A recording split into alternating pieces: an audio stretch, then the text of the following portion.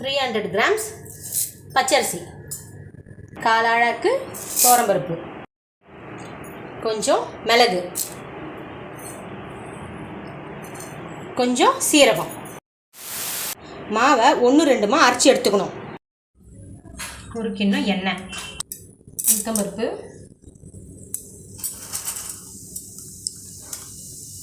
கடலைப்பருப்பு,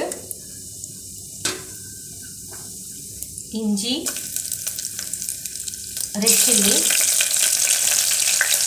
கருவேப்பிலை, வேணுன்றவங்க முந்திரி பருப்பு போட்டுக்கலாம், பெருங்காயம், கடுகு.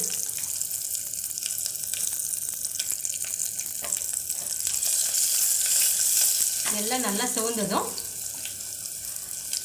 மிக்ஸியில் அரைச்சி வச்ச அரிசி பருப்பையும் கொட்டிடணும்.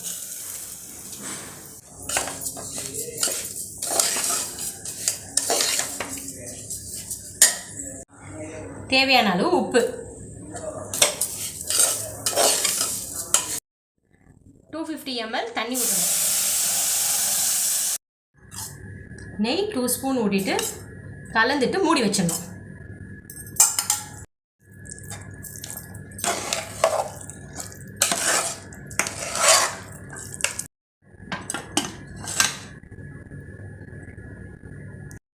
விசில் போட வேணாம், கொஞ்சம் சிம்மில் வச்சு 20 நிமிஷம் அதோட ஆஃப் பண்ணிடலாம்.